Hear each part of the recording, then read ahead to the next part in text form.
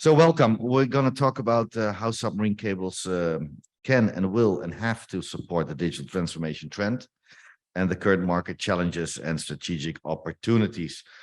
Again, a mouthful, but I hope you stay with us for the coming hour because it will be absolutely interesting. So thank you for that. I cannot do this alone. I don't want to do this alone, and it will be boring if I were doing this by myself. So I'm so happy to see that we have, let's say, this senior panelist here with me today. And the session is sponsored, by the way, by Vincent, by EllaLink. So thank you for that. Really appreciate it. We're going to listen to his keynote presentation later on. But first of all, we would like to give them a quick minute to introduce themselves so you know who you are watching and listening to. Okay. And if you have questions, please, please, please come up and come forward with the questions, because we are sitting here doing it for you, and for you. So it would help us a lot if you hopefully have some questions, and to make this as interactive, normally I would say funky and sexy panels session as possible. So thank you for that already. Marilla, can I give you the first thing to introduce yourself? Thank you. My name is Marilla Frias. I'm a managing associate at VDA, which is a law firm here based in Portugal, but has offices around Africa and basically in Portuguese-speaking Africa, like Angola, Mozambique, São Tomé, Cape Verde, and Equatorial Guinea, and also in Timor-Leste in Asia. I was missing Príncipe. Sorry? I was missing Príncipe. Príncipe? No, São Tomé Príncipe. It's not Príncipe, it's Príncipe. Out of a principle, eh? Well, it's Portuguese, so all right. And I work for the ICT team, so it's information communication technology. Obviously, this is our market, and this is why we're here. I work with regulatory matters. We have a team that works together whenever there's other matters that must be addressed, like tax matters, like competition, like whatever. That is used to work on telecoms matters. And well, this is basically why we're here. Great having you. Thank you so much. Louis? He has his own microphone. This is a special Louis microphone, just that you know. Hello, good afternoon. Louis Carver. I belong to Africa, or Africa belongs to me, one of the two. We deploy services into Africa on behalf of Afrix Telecom. This is our brand. And from Afrix Telecom, we have now also, since last year, built our own landing station data center in Barcelona to land essentially Medusa. With Medusa, we have also landed last year to Africa. We have another cable called Medloop that's also been landed into our landing station. And all in all, we are 150 people looking after, I would say, 50 countries in Africa. We'll be happy to take your services into the continent. Well said. Welcome, Luis. Vincent? Boa tarde. I'm Vincent Gattino. I'm in charge of sales and marketing at EllaLink. For those who don't know EllaLink, we've deployed, we've built a network that is spreading from Marseille till Sao Paulo.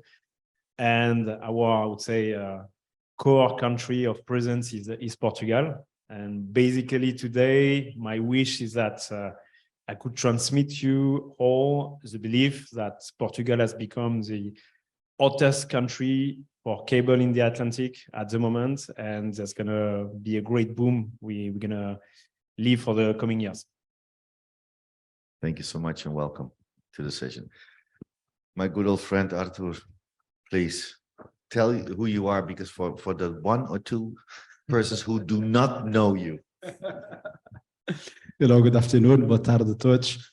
Arthur Mendes, Sales VP for Angola Cables, company created more than 10 years now in Angola, but today with presence in Brazil, South Africa, Nigeria, Bermudas, United States, everywhere, a bit everywhere in the world, but with focus in the submarine cables and data centers in Africa and Latin America. Okay, thank you.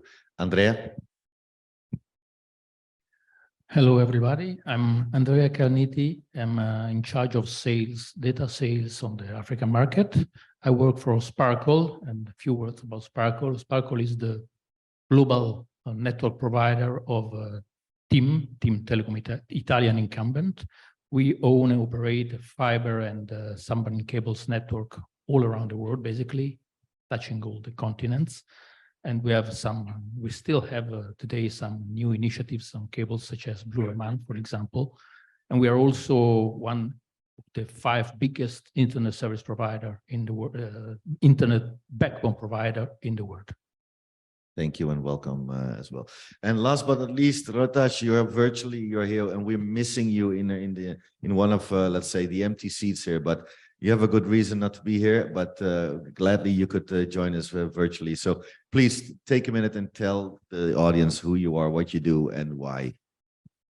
Thank you, Eric. Good afternoon, everyone. My name is Rohitas Bhaskar. I have been in submarine cable industry for almost a decade. Worked across 5 submarine cable systems from the ideation stage to MOU to CNMA, supply contract, and bring into the operations. I have been into the region between Singapore to Europe. 1.5 years back, I joined Batelco as a senior manager for their international infrastructure. Batelco is having very good footprint in the Middle East region. Now my responsibility is to expand the footprint outside of Middle East, connecting towards Singapore and Europe. Thank you. Thank you so much, and for you as well. Welcome to this panel session. So, having said that, you know who you're watching and listening to, and thank you for that. So, Vincent, I think we're going to listen now to you to a very long presentation, right? So take it away and good luck. Good. So good afternoon again. Boa tarde. To start, of course, I'm gonna give you a little bit of EllaLink before going to the topic, right? So EllaLink is a cable system which is built between Portugal and Brazil. So this is a manifestation, a concrete infrastructure that is actually materializing the fact that Latin America is actually closer, and especially Brazil, from Europe than it is from the US. So these 2 continents are closer. We are materializing with this cable, which is built in operation for now 2 years. So a quick one. So it's a 4 fiber per system. It's 100 terabits capable in the Atlantic. We have 7 fiber per landing in CNES, which makes it 190 terabits available from this city. And we have built branches allowing connectivity in North Africa and West Africa. And we still have several branches to build, so to have this system complete. So today, EllaLink is present in Cabo Verde, is present in Morocco, in Madeira, and hopefully soon we'll be there in French Guyana, in Mauritania, and in Canary Islands. So that's all for EllaLink for today. So maybe some of you already know it, but really the topic of today is to talk about Portugal and talking. So it's not working. It is now.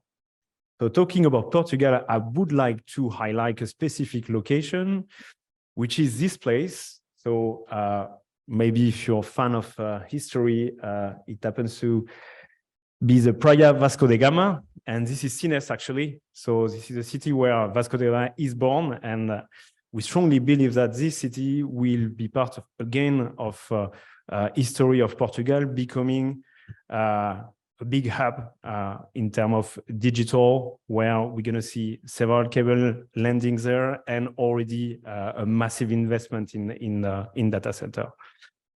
So basically, CNES is having all the sets to be a hub. It has a perfect location. As we were saying, it's at the same distance from Latin America than from the US. It's a perfect entry point then in Europe. It's in the European Union, which is not the case of all the countries that could be landing a cable in the Atlantic. It's very close from Africa as well. It's even closer from Africa than from the other territories. And it's in a location when we have already a massive industrial presence. So on top of it, there is land, power, water, and connectivity. And I'm going to go in details in the next slides.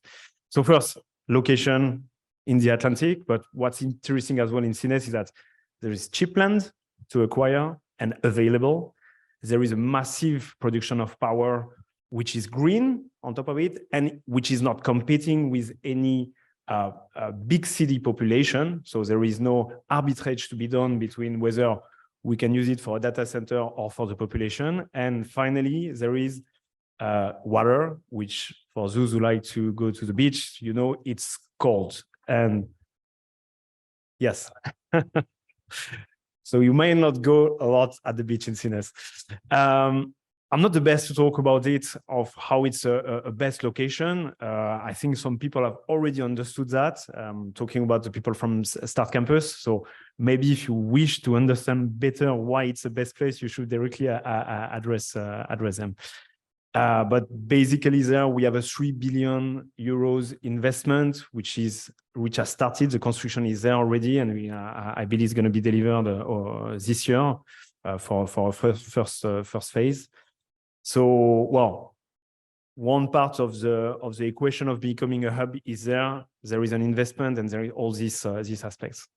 Then what we need is connectivity, and well, being EllaLink, we're participating to this challenge, but that won't be enough. So today, what we've done is we already have an international cable which is connected to Latin America, but as well is able to connect North Africa and West Africa through Cabo Verde. What we have there as well is we did an investment to be able to welcome new cables easily. So we have a frontal which is ready to welcome some additional potential transatlantic cable, and I wish that in some short to mid-term we'll be able to announce some of them. And finally, that's good for the international way, but what's necessary for a hub to develop is as well the connectivity inside Europe. So there we are doing our share of the work. So we've launched the Olisipo system, which is a project that we will start building before the end of the year. So it's a submarine system and repeater that is aiming to connect all the data centers from Lisbon, but as well all the cable landing station in Portugal. So this is not only to connect data center, but as well it is there to be a platform welcoming new cables, so you can land wherever you want in Portugal, and then you can access any data center or any other cable landing station. So this is a project we've been cooking for, I would say, a year, and we are really happy to, well, it's not an announcement, right? But to progress there and to be able to start construction this year for delivery by 2025. This won't be enough, right, to connect and to make Sines and Portugal a real global hub. We're going to need some others to be with us there. We need some terrestrial networks to arrive. We need a massive quantity of fibers, and I'm pretty sure that the market is aware of that. Finally, what Sines has is a very nice institutional support. So if you want to have a hub to be developed, you need cable, you need connectivity, terrestrial, you need data centers. And for that, you need a legal framework that allows licensing, construction, etc. This is what we've created amongst with several partners with Sines Tech, which is an association aiming at developing Sines. And one of our recent works were to establish a corridor so that cable could be licensed easily to land in Sines. So this is work ongoing, but we wish that's going to be ready soon, and we wish that some cables will be announced soon in Sines. So on and on, Sines is what we believe. I don't want to say hidden gem. It's a pearl that, and because I'm not saying hidden gem because I wish that everyone has got it. Portugal is going to be a global hub, and this is going to happen, and it's going to happen in Sines. Okay, so what's your biggest challenge? What do you see? Let me rephrase it. What do you think will be the biggest challenge, not only for you, but also for the whole campus and so on, or for Portugal as a Lisbon and Sines as a hub in total? I think what's coming and what's not easy is to Don't come with the regulator, eh, because we had No, it this morning. Eh? actually, I believe they are doing quite a good job, so I'm fine with that. And I live in Marseille, so I mean, Marseille has done a good job, but it's not always as easy as I used to we work wish 11 and years believe. for Orange, so Yeah, I know. no, I don't think the licensing is a major issue. When you want to do a cable, you do a cable, right? Not only for Olisipo, but in general, at this moment, to build cables, we do have difficulties to get, I would say, manufacturing slots available, allowing to have, I would say, a planning of your industrial part, I would say, aligned with the expectation. Same for the marine resources. It's pretty difficult at the moment. And the scarce resource makes price going high, and not only the scarce resource, but as well the inflation, and makes all the funding more difficult. By chance, I mean, this is one of the challenges we are facing always. By chance as well, we saw in the last years lots of support from the European Commission on such projects which are strategical for the continent. And I wish this is compensating, but well, that's quite of a challenge. And when you build a cable, you suffer for the financing, you suffer for the building, and you keep on and you suffering keep on suffering in commercializing it, right? until the ROI comes in, and then it's like, yeah, finally, after 8 years, we were making some money now, right? No, that's real life. So thank you, Vincent. Really interesting to give us, let's say, a peek on what EllaLink, what you're doing, and what is coming ahead towards us. So thank you so much. Now we're talking about digital transformation. Nice word, but what does it mean, especially in the submarine cable world? And what are the challenges and the opportunities we see? Later on, I will come to Manila to talk about the legal challenges we have there. But to start off, maybe we can do a quick round. And Rotash, if I may start with you, from your point of view, can you give us, let's say, submarine landscape, in the digital transformation? Can you give us a quick overview? What do you see? What should we look at? So in my opinion, I think as we have seen since last couple of years, I think because of this unprecedented time, suddenly the data consumption across the devices, across the offices, for the personal use, entertainment, etc., everything has gone up suddenly so much high, which was never anticipated. And this is what necessitate the connectivity to take that kind of load, because obviously you need to have data present near to the customer, and for that you need to establish that kind of connectivity. You need to have all kind of data available on the cloud. So suddenly this is the region I think we show a lot of demand in the last couple of years, and which is what has driven the higher, which is one of the regions which has driven higher cost in the submarine cable industry.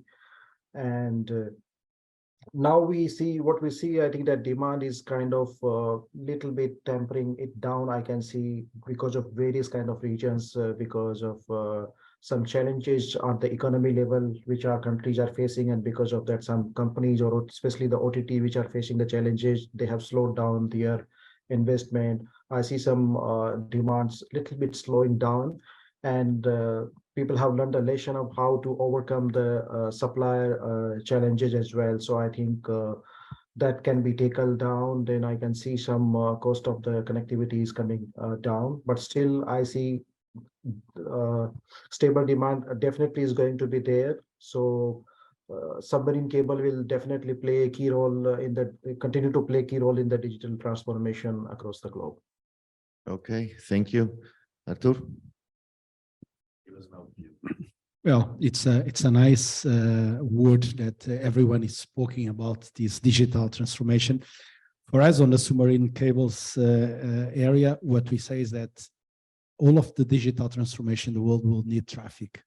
And we are the supporters of that traffic, of course. So we are happy to see digital transformation happen in the world, and the increase of data that transformation is generating. And of course, we try to support the best by developing the full digital ecosystem, not only the submarine cables, but also the data centers, the IXPs, the POPs everywhere, so that communication between people worldwide could be done on an easily way. And of course, that is the basic and the support. And looking to Africa, where we are from, of course, is pretty interesting, because I normally say that this is the major opportunity for the continent and for the young population, because I told normally that 60% of African population have below 20 or 25 years in majority of the countries, which means that they have a huge opportunity by creating their own jobs with a simple application or with something related with digital. So it really becomes an opportunity for Africa and for the development of Africa. So all supported, of course, on the internet and the price reduction that we could make it happen. Okay, Louis? Yeah, you have to come on. For Engage now. They're waiting for you. the amount of work that goes in to develop, for example, a system like Medusa, it's taken 3 years to get to where we are. But behind there, we've also, as I mentioned, launched the landing station, and behind the landing station, we have included within that landing station a data center. This is done in 3 years. The amount of work, the amount of sleepless nights that's been done, I'm sure Arthur and I'm sure that Vincent also have gone through this. You can't calculate it, because as I said, it's so human human resources. It just, you know. But they still look nice, right? I mean, they still look fresh, right? I mean, to me. And we're just talking about the planning that's behind this now. There's also the legalities behind it. You have to go and see the various incumbents, because we are landing in 8 different countries and they're all different cultures. Obviously then the capital that you have to lay on the table as well to actually make this happen, and also then the human resources behind it all. So we're just looking at the surface. We're just scratching the surface, and yet everything is underneath. The idea is to, as I mentioned, Medusa will connect Southern Europe to Northern Africa. So again, as I mentioned, you have different parties within that circle, within that ring, and each one is different. You talk, each time you're talking to a different guy, you're hearing a different message, although it's the same language sometimes. But again, as I said, this is just a challenge. But we are moving forward, but we need to look at the hardware. You need partners, for example, to actually land the cable. That's another kettle of fish. And literally, you mean, right? Sure. Yeah. And but again, as I said, I think it's been an uphill struggle, but I think we are actually seeing the light. And once I think we're looking to deliver in 2024, at least part of the segment of Medusa. And I think we're on track to meet those dates. Okay, cool. Andrea, I mean, with another 5-6 operators, you're probably, you cover the world with your. So what's your take on how the submarine cables, are supporting, or even sometimes even fighting against the digital transformation? What's your scope? I don't think the submarine cables are fighting digital transformation. On the contrary, they are enablers of the digital transformation. As you said, I mean, we saw that around the world in many places. I would like to go on into a concept that was mentioned by Vincent and also by Arthur, and also this morning, which is the concept of the ecosystem, because the cables today enable and help to develop, to trigger ecosystem, digital ecosystem. This is the case in Lisbon. You see here, after cables coming, a lot of things are happening. Other cables, data centers, and then many digital elements, many digital breaks of the digital transformation are booming. So the cables are important in this to this respect, because they enable and they trigger digital ecosystem that are necessary to to accelerate the digital transformation, in my view. Okay. Okay. Good enough. Fair enough. So the current market challenges and strategic opportunities, I want to go there a bit more in deep. As I mentioned already before, I said we have the perfect specialist here, which is you. Now it's you. Because what we tend to forget is the legal work behind, in front, after. So I think, and maybe you could share, let's say, with your knowledge to what are, let's say, the legal challenges we actually see. Well, as you said, there's a lot of planning, and there are some landmarks that everyone has to keep in mind. Here in Portugal, one of the good things is, and actually EllaLink helped a lot to pave the way, because we did have a law that already had this, but then was not being implemented in a swift and seamless way, which is the one-stop shop for cables that are going to land here. That actually works with an entity which should be the interface, at least for the C part, let's say. And then there are some obviously other entities that are involved in the land part. But actually that really helps with one of the challenges, which normally is the licensing. So you have to take care of a lot of license in all of the countries, for instance, like Medusa and EllaLink, that need to go through different legal environments. One of them, at least, it's a title that you have to so that you can use the land that is beneath the sea. So, and this is one of the landmarks, let's say. But apart from this, there is, let's say, an ecosystem of entities that you should speak with. Here in Portugal, there's a good thing, which is this, let's say, one-stop shop, so the name, but which is the GRM. And they are actually the interface with the other entities, including the environmental entities, which is also an important one. This is on the one hand. On the other hand, from a regulatory perspective, one of the good things is we do have a friendly regulator. You're only getting compliments now, you see? That's why I invited you. Come to this session, because you'll be completely complimented. So we do have the European General Authorization Regime, which is really easy. You just have to fill a form and then you deliver to the friendly regulator, which normally it's sensible. Stop now the friendly part. You did it twice, basta, finito. Okay, fair enough.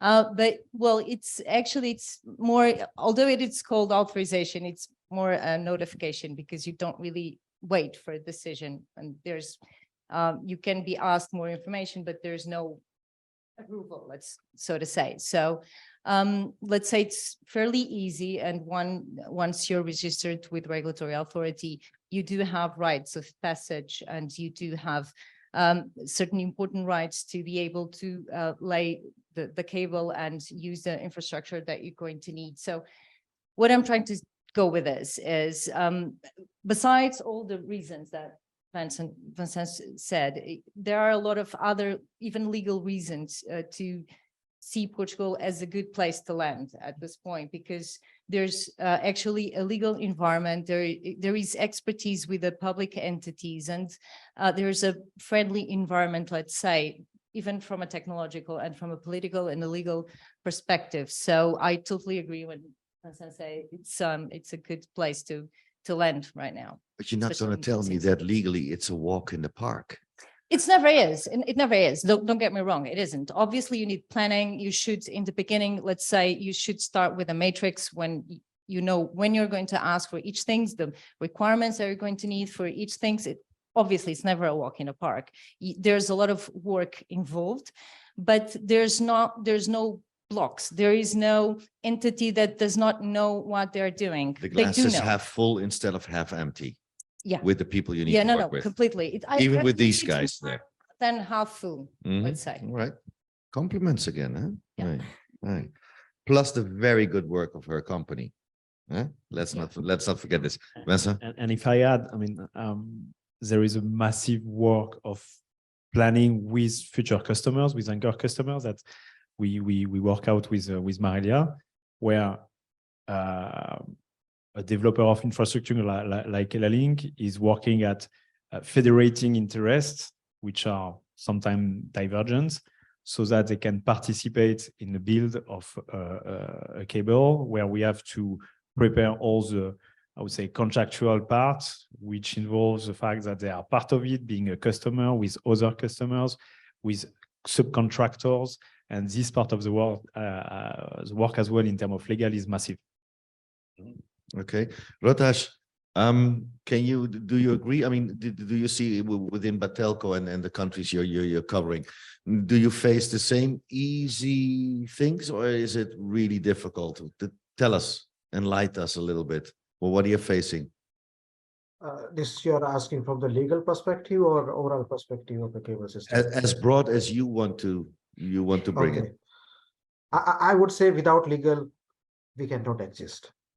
Because from the idea we start about the cable, first we need to interact with the party, we need an NDA, we need an MOU, we need to have investment principle, we need to have joint build agreement, supply agreement. Any changes, anything happens, legal support is always required.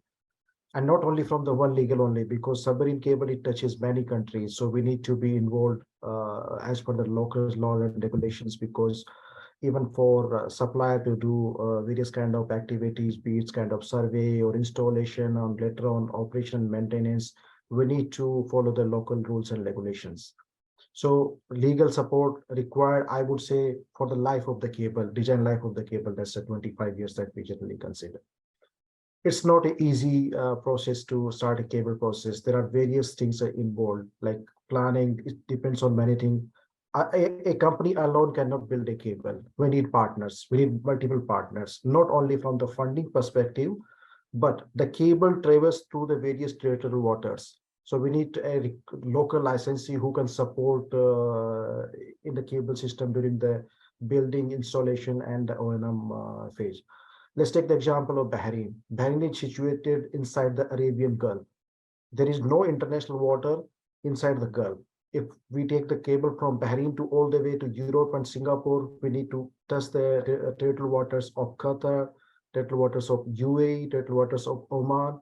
So we need to have support, be it legal, regulatory, and all the licensing coverage we need to have from these countries if we want to build an independent sovereign cable connecting Bahrain to the world. Sounds So like a nightmare. Sounds like a nightmare. Yeah, to add more flavor into this, like Gulf region, it's a kind of more shallow water. So you need to bury the cable inside this. And there are a lot of oil and gas pipelines are there inside the region. Mm-hmm. You need to have kind of crossing agreements negotiated with them. You have to have proper insurance for that crossing, etc. So again, more legal or technical support is required. Okay. So it's not easy. It's not easy. It's never easy. Artur? No, I was thinking it's not an easy process, and normally, and of course we are in Portugal and we are speaking about Portugal, but we must remember that, and I remember the first cable we invested, it was WOX, is touching 11 African countries plus 3 European countries.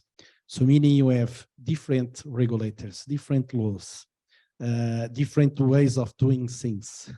So it's at the end of the day is a nightmare for such a project of Nice use case, huh? Yeah. A nice use case.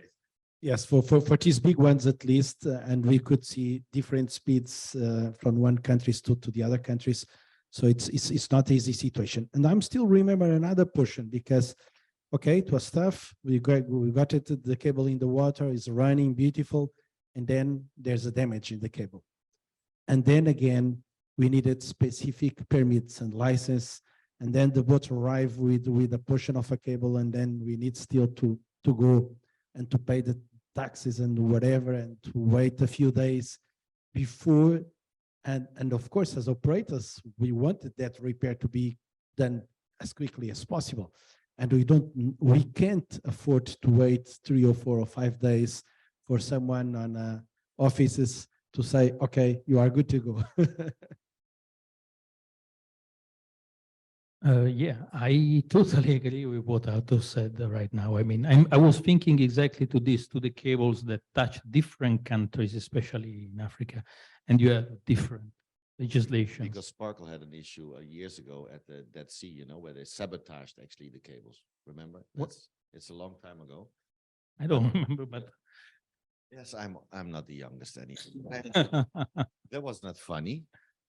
Why are you laughing? It's the truth. Anyway, sorry. anyway, the point was really that you need to deal with so many diverse realities, diverse countries, diverse legislation that it's complicated, and the support is definitely needed. And this is the key point, because cables do not connect just points or operators, or they connect countries. They are countries' infrastructure, continents even. No, in your case, absolutely continents. So, Luis, for you, what are the key drivers for new cable system conceptions? And I mean, this morning we saw it a little bit, but how many, let's say, new cable systems are relevant? You will say to me, they are all relevant. I understand, but maybe let me rephrase it. The second question would be, or the B question, where do you think it's the most relevant to build new cables? Here we go. No, we found out. I know. Just say that CNS. the various fibers moving from North Africa into Europe were end of life. The funny story was that the actual incumbents within these countries hadn't realized it themselves. Oops. As you say. Lucky we have one particular guy, which I'm proud to work with, that's Norman Elby. And Norman actually saw this opportunity. And he actually went to see these guys and says, you know, you need new fibers. And they turn around and says, oh, yeah, perhaps we do. And that was it, really. That's how Medusa came off the ground.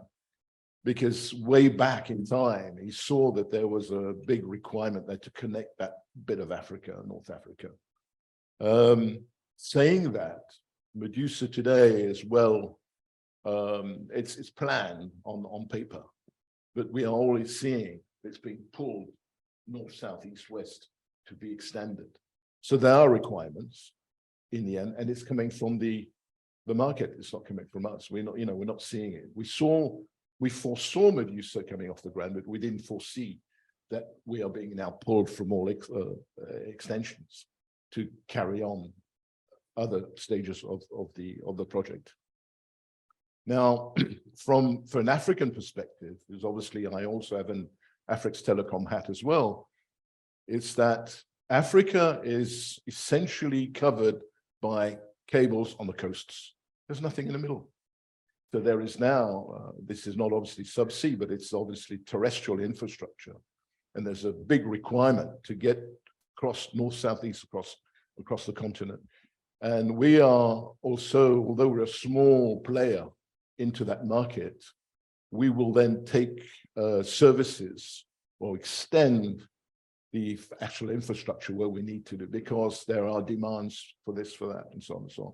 Especially for the landlocked countries. Absolutely. I mean, this is where we are. We have 10 licenses in these landlocked countries as well. This is what the opportunities that we envisage as well.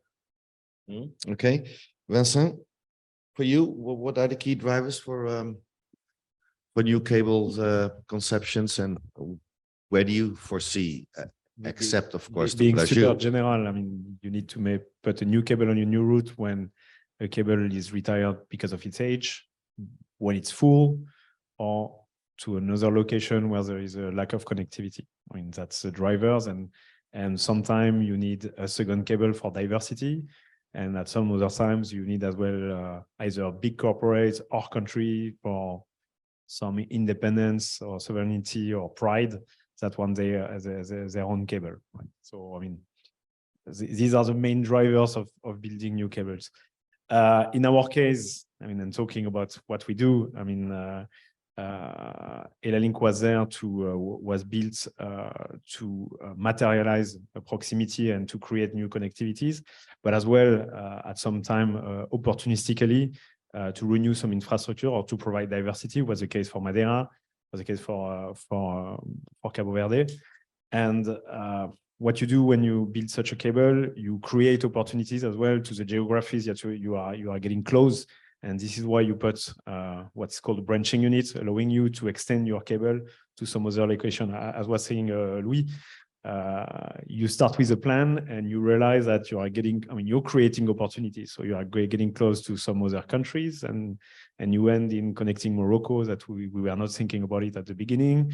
That we get some requests from French Guiana saying, oh, that would be great to have the space special center connected directly to Europe. So you get pulled east, west, north, south at some moments because you are creating the opportunity, right? And there is not a cable being planned on some routes every 2 days, right? So Luis was talking about 3 years for Medusa to come there. I think the first time I've heard about EllaLink was in 2011, and the construction started in 2019. So, so it takes some time, right? 7 years of planning, right? Yeah, or let's call it planning. Yeah. Let's call it planning. So, well, this said, what we're doing, for example, in Portugal is we feel that there is a need and a hole to be filled because there is a very what we've seen as a strategical place for the ecosystem, and that was saying Andrea. I mean, you don't create a data center or a cable because you want to create a cable. Then you need to build a full ecosystem around it. From the content, from the peering, that's lots of work we've been doing, for example, with the kicks. From governmental usage, you need the legal. So, I mean, this is all you need to put together and to create the environment and to create an opportunity for a cable itself. Right? Mm-hmm. Okay, talking about the demands, and of course there is the the end of life of the cables and whatever you mentioned.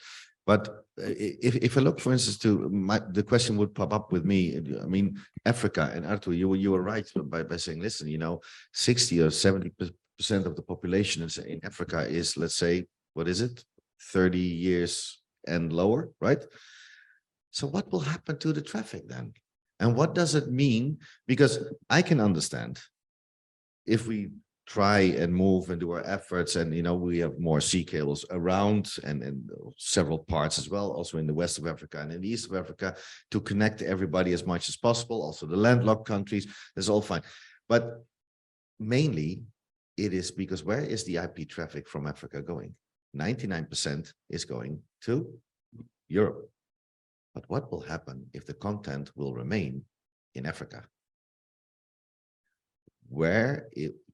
Did we think about the strategy for the submarine cables, if that will happen? Or are the satellite guys taking over for us? So what is the legitimate life cycle of the new sea cables for Africa, taking into perspective, let's say, what will happen? Because we know that they will produce their own content, and that content will not go up to Europe and coming back. It will remain more and more and more in Africa, which is right, which is how it should be, right?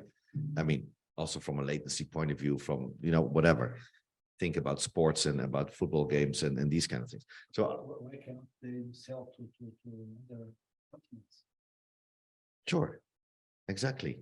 So what is the strategy for building submarine cables, in this emerging continent, looking into the future? Who wants to, Andrea, what's your take on this one? Yeah, maybe.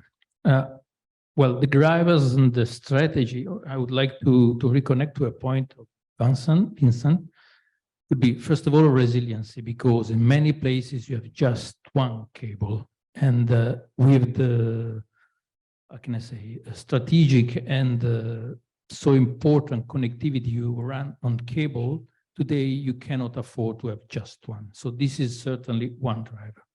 Another driver is demography, I think. You need to look at the countries which have the highest demographic growth. This is basic on telco, but it's still true. We are shrinking here in Europe. We are shrinking. I mean, we're shrinking, but we're still putting the content. But then let's go to the other point you mentioned.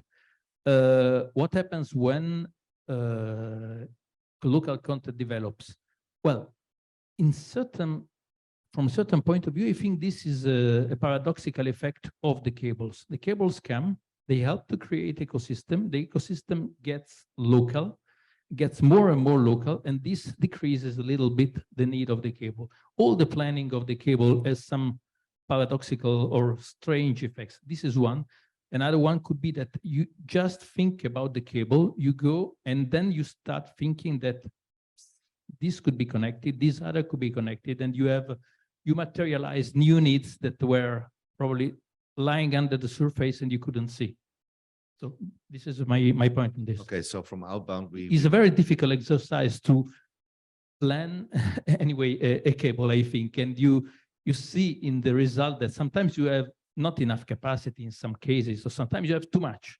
Mm. And because of this, all these retroactive effects and all of these changes in the technology also. in the IP world, they would say, oh, we'll just do a little bit of load balancing and then it will work. So what you're saying actually is, or what I think is that the outbound is becoming the inbound, because why not having the Europeans a huge amount of interest in the content of Africa, right? Just throwing a curveball here, what could happen? And I'm interested in what it would mean for, let's say, the strategy on the planning for, let's say, the current new ones or the coming sea cables in Africa. The Afrix network today has 50 POPs across the continent of Africa, all meshed. So if we have an African banking customer, everything remains in Africa. We do not route north, we don't route south, we remain on the continent. And this has been our success. From a peering perspective, the same thing is happening. There are more and more now peering points within the continent as well. And these are now being interconnected also one way or another for all the peering requirements. So I think it's just, okay, there are 4 or 5 major peering points within the continent, but this will grow. And this is, I think, will answer the question of whether the business or the traffic will remain within the continent. Mm-hmm. Okay, Arthur? If I could add, because there's different angles you could look to it. One of the things I was telling you now is because, of course, so if Africa is starting to generate content, why cannot sell them to Europe or to America, to other countries? We see Nigeria, for example. Nigeria have a huge film industry these days.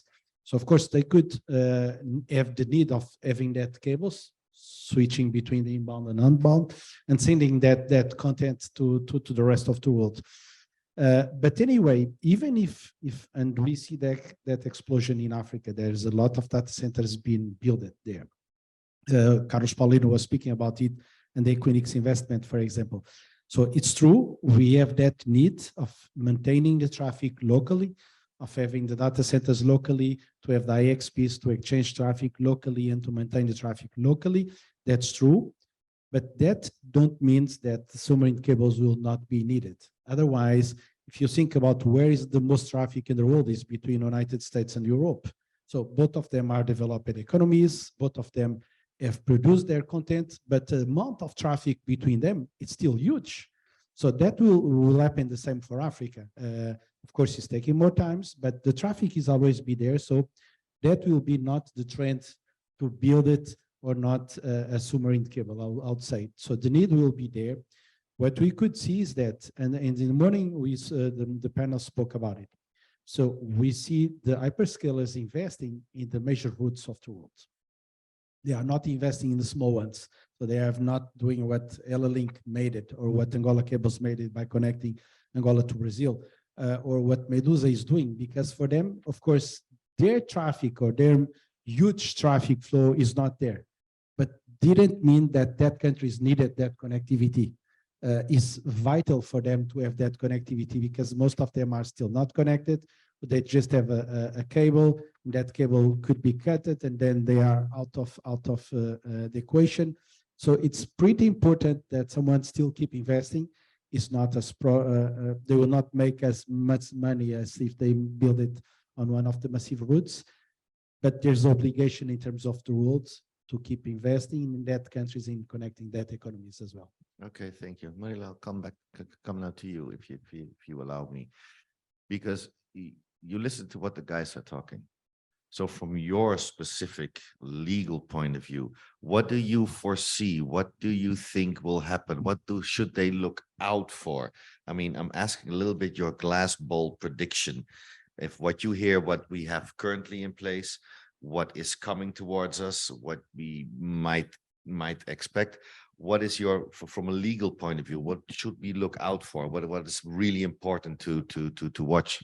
Well, actually, what is happening in Europe and well, what we are seeing globally, it's, well, there's this run to digital sovereignty, and there are data policies that obviously entail connectivity. And this trend is also happening in Africa. For instance, in Angola, recently a new planning for the sea has been approved. And one of the points in that plan is, it has like a month or so. One of the points in the plan is actually the law on submarine cables. So obviously it's one of the points that the government is looking at, and as an important thing to look at, and try to create conditions for easy landing in the country so that the country has access to connectivity. And what is happening in Angola is happening in other countries. I personally know better the Portuguese speaking countries, but this is a trend, obviously. It may take some time, but well, what I would say, from obviously legal things are not typically the ones that are going to be, well, are going to have the most, the heaviest, let's so to say, most heavy burden on the decision. But obviously, if you're trying to decide whether you're going to land in a country or in another, you can always look at the legal framework that it's there, whether it's improving, whether the authorities know what they're doing, and try to decide whether it's going to be a friendly place or not. But let's say legal is normally comes on top of it after the commercial decision. So this is going to, which is sometimes even a pity. No, because if they would be wise, they consult you a little bit prior, because I can have the most beautiful wishes and planning and what have you, but oops, maybe I should have checked it. Yeah. Sometimes there's actually huge problems. For instance, it has happened, well, in Africa, I'm not going into details, but whenever there's, for instance, disputes in terms of territory on the sea, this may be a problem, and it may actually be a major problem. Sometimes there's reserved areas for, let's say, for renewable energy or for other things, and this can also stop some projects. So obviously, to take into account the legal landscape may be important, obviously, but well, typically it doesn't really happen that way. Yeah. Okay, thank you. Rotash, you've been so silent. What would be, because we're coming slowly to the end of this this session. What would you say that we should look out for, and what would be your takeaway? I would say definitely we should be looking out for more connectivity or more innovative kind of solutions. I think something that we have seen in last couple of years is, for example, like Medusa is connecting Europe to Africa. And this is kind of a unique solution. For example, a lot of cables which are coming from the, let's say, Asia side or Singapore side beyond Egypt, they can leverage on the Medusa. They didn't know to rebuild that section again in the Mediterranean Sea. Something what Telecom Italia, Google, and Omantel, they have done like a Blue Raman kind of cable system, which is kind of, they have taken another route than the traditional route. That's something kind of innovative thing. I can see this kind of innovative thing we can think of coming into the picture, where there are mix of submarine and terrestrial, but giving you a more diverse kind of route or saving you in latency. This kind of thing I see coming into the future. Okay, thank you. Yeah, Arturo, I'll come back to you again. What's your outlook for the submarine environment in the coming years? What is your takeaway? Your glass bowl. I don't have a glass bowl, but I would say that the growth will keep being there for all of us. I'm pretty sure of it. So I'm always optimistic about development, and in the regions where we are working, of course, we could see that trend. There's massive investments in Africa these days in new data centers, in new submarine cables, in the full ecosystem as a total. So I'm pretty confident that things You will. sound like they finally woke up a little bit, right? Yes. That is Louis. I think the environmental aspect of things need to be looked at as well. In the fact that I believe, I can't remember where I read it somewhere, but there were people, locals, complaining that the various data centers that were being put were actually absorbing all the power required by the local population. So that's an outlook that I think one has to study. What we've installed last month is an array of solar panels in Barcelona, and this is all, and the cooling systems and the electrical power supplies. This all has to be locked down into the environmental aspect of things. When you look at Barcelona, people will think of the Sagrada Familia. They will think Sagrada Familia. They will think of the Plaza de Catalunya. I'm more looking at the Ristorante La Boca Chica. That's where I like to eat, you know. The most important. We all know it, huh? That's funny. For me, the landline are the three chimneys. This is where we are, and when you actually land in Barcelona, you can't miss the three chimneys. El Prat. It's been disaffected, which means that we have this corridor that's been attributed for our landing of our cable systems. We have 8 fiber ducts going into there. That means it's disaffected, and we know that from an environmental perspective and from absolutely our ecological friends, this is some of the things that we looked at, and we need to carry on looking at, because there'll be more and more requirements from the ecology things. Mm-hmm. Okay, which is good as well, right? I think. Andrea? Well, Your outlook. What do you foresee? What's coming? I think that I foresee something that is by waves, I would say. We are in a moment where there are a lot of projects going on. And for example, Vincent mentioned the fact that having ships laying cables today is getting difficult. We all know that there are. Try to book a ship, you can wait 3 years. Exactly. And I don't know why it happens that a lot of people decide to build cable all at the same time. And Blame then us. Blame us. I don't know, but it looks like many other industries that they decide to build, I don't know, buildings all at the same time. And then you have a lot of buildings, and then you don't know how to sell. And then you stop building, and then you start again. So I expect that. Then we have a shortage. Shh. Exactly. That's the point. So my expectation is that the industry continue to grow capacity, because the demand is there. I mean, we have Moore, the guy that passed away not long time ago, which said that computer capacity will double each 18 months. So this will continue to create capacity to have more data to transfer and faster. So this will enable further growth of the capacity, and so further need for the cables, but it will go by waves. So at the moment, now we are probably at the top, then we'll go down, then we'll go up, and then we'll go down. In Italy, they would say, oh, casino. No. No? Casino is different. Casino is chaotic. You don't know. So you don't know what to expect. Unpredictable. Rela, what's your takeaway for the audience? What should we look at? What is?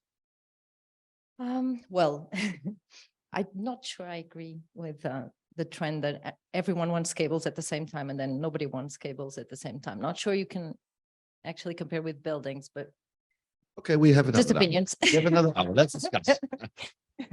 Well, it's definitely a trend. And here, well, I do have the legal perspective, which is a bit different.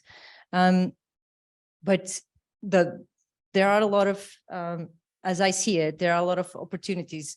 It seems that, as Andrea said, there was a wave a long time ago. Now there's another wave. And then there's some opportunities like Medusa that are taking advantage of the cables that are in the end of life. And obviously there are a lot of cables in that situation, at least, for instance, here in Portugal, there's been a public tender recently for one of those cables.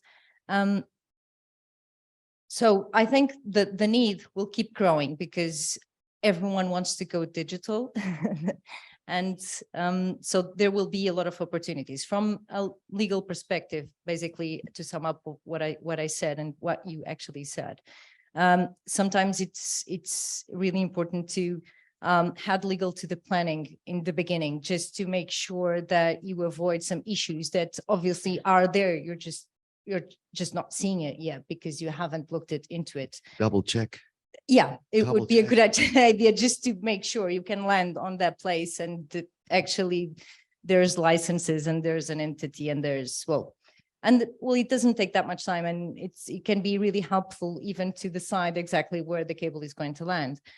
So what I would say is, obviously, I think this is going to continue to grow. It's a trend, obviously, especially in Africa, because a lot of things are, let's say, like, what comes to my mind is, for instance, fintech. Obviously, it's a huge thing there, like mobile money. It's really important because obviously there's no access to other types of infrastructure. So we have to rely on connectivity for certain types of services that otherwise will not reach those people. So this is going to continue. There's no way around it. So let's try to keep legal on board as soon as possible. So at least we can predict whatever we're going to face. Oh, because legal can be a great support already, and even reduce your cost. Even if you think, yeah, but it costs. No, it can reduce your cost if you make sure you're there upfront. Take them into account immediately with the planning from scratch. Famous last words, Vincent. What should we look out for? What's your scope? I was listening to everyone, and okay, all the ideas have been taken already. So not much less. Well, I was about to say that I'm already pretty busy with the present, so I'm not going too much too far away for the future. And for me, the last word would be to keep it local and Portugal related. I mean, for us, it's an immediate job is to prepare whatever we can do to welcome new cables in Portugal and to have this roadmap in all the aspects, regulatory, legal, infrastructure, an ecosystem to have it ready to welcome some more cables, because apparently we are pretty all sure that new cables will be necessary. So let's get ready for it. Thank you so much. And with this, ladies and gentlemen, do you have any questions for? Of course you have a question.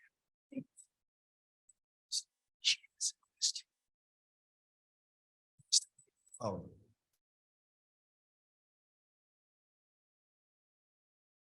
Microphone is coming. And thank you so much for your question already. Okay, thank you. I really try to avoid it, but I can't. Okay, so I forgot to introduce myself. My name is Nadia Ribeiro. I'm a lawyer. I work at a law firm based in Portugal, but that is, well, I'm a competitor to Marilia. We have been colleagues, but now we compete. No. But just going into the subject of this panel, the question of the legal challenges. What we see right now, at least from my experience, is that a lot of entities are now taking the regulatory and the legal challenges into the planning phase already. So what we see is do a feasibility study to see if we can build this cable submarine here and there. And we are talking about Portugal, of course, and we're talking about building a cable in Portugal that goes to Africa. But we have to think that, for example, in Africa, we have around 5 different economic areas. So if you don't have a regulatory team that says to you, okay, you want to go from Portugal to Mozambique, but where do you want your cable to, where do you want to have branch units? Where do you want your cable to land? Because then probably you have to take into account the regulatory framework in the ECOWAS. The SADC doesn't have a regulatory framework, and then you have to talk about, for example, if you want to go to Ethiopia, what will be the framework? And do you want to go through landlocked countries as well? If you also want to complement a terrestrial backbone. So there are a lot of legal challenges. And then you also have to combine them with the commercial aspect. So Marília was talking about the markets, and Artur was also talking about the business opportunities and content in Africa. You have around, and I'm not going to talk about specifically fintech, but when you talk about startups and tech startups in Africa, you have around, I think just from a gross figure, you currently have around 7,000 tech startups in Africa. These are startups that are generating a lot of traffic, and they are generating traffic not only in the African continent, but they are also attracting foreign investors. So the connectivity to Europe, Brazil, for example, Brazil and Latin America is a very important continent for the region, for Africa region. And the North America region is also very important. So you still need connectivity. So traffic is not going to be inbound only. So these are, just to add to what has been said, are all aspects that have to be taken into consideration when you think of the challenges, when you think of market opportunities, when you think of business opportunities. So just to complement, it's not really a question, it's just to. Thank you for your contribution. Thank you so much for sharing. Darwin. Darwin has a question over there. The gentleman over there. Make it short, Darwin. Yeah, I will, I promise. Trying to keep local traffic local, right? Just a quick one. For the gentlemen who do operate backbones in Africa, and we all see the stats from telegeography, but maybe, yeah, you are looking back, Matthew, you know what my question will be. But maybe more to Lois, do you guys see, beside of the wet capacity, do you guys also see a lot of interconnectivity between borders and countries where you guys operate? Sorry, no, wait. We are getting too much noise. The door is open. Yeah. Get the microphone, please. It helps. Do you have visibility into that? I know the wet segment, well, capacity. Sorry, no, to make it, hold on. Just go sit next to him or close the door. Yeah, it's not working. Yes, I missed it completely because I didn't hear. Oh, good. Yeah, I repeat it very quickly. Go ahead, now I can hear you.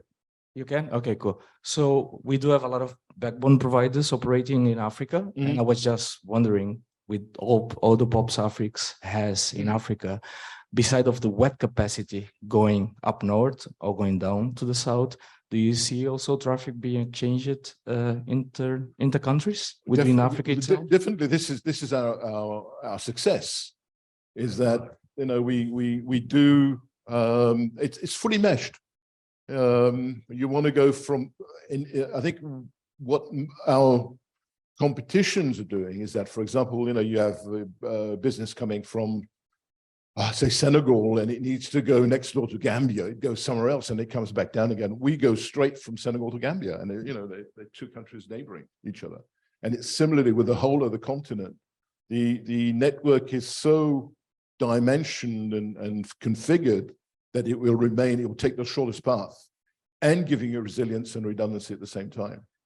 And I firmly believe that with your guys peering as well, we have the same similar aspects in time to come. We will get there. I don't know how long it's going to take, but it's getting there already. It's begun. That revolution started. Okay, are you happy with this answer or? Yeah, thank you, Darwin. Thank you, gentlemen. We need to stop because in 50 minutes we have another panel session and talking about the data centers and the role they play and the segmentation in the Mediterranean and African region. So keep on tuned, stay here. I'll give you 50 minutes and then you are more than happy to come back. Thank you for my panelists. Thank you, Roy Tash. Thank you so much.